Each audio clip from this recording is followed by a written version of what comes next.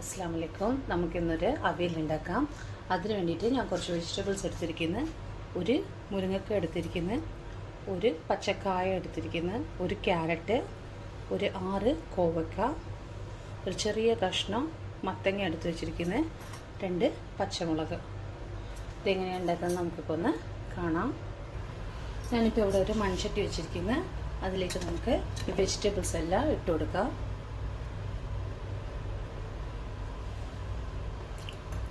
പച്ചക്കായ,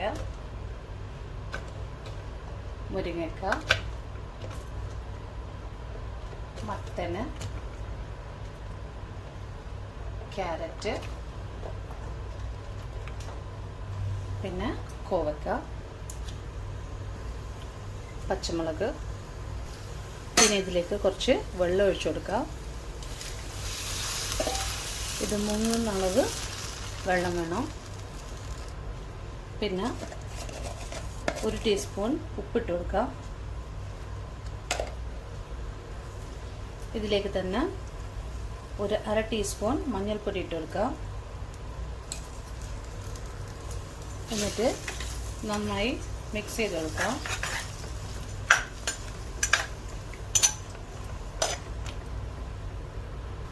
എന്നിട്ട് നമുക്ക് അടച്ചു വെച്ച് വേവിക്കാം.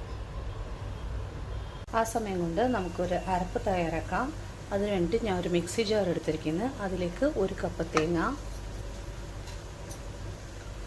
1/2 ടീസ്പൂൺ ജീരകം, ഒരു 1/2 കപ്പ് തൈരും കൂടി ആഡ് ചെയ്ത് കൊടുക്കാം. എന്നിട്ട് നന്നായി ബ്ലെൻഡ് ചെയ്യണം. കുറച്ച് കറിവേപ്പിലയും കൂടി ആഡ് ചെയ്ത് കൊടുക്കാം.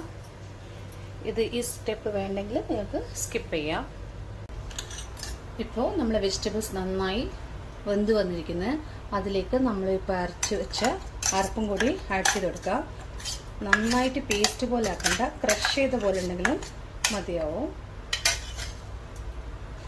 എന്നിട്ട് ആ ജാറും കൂടി കഴുകി ഒഴിച്ചാൽ മതി.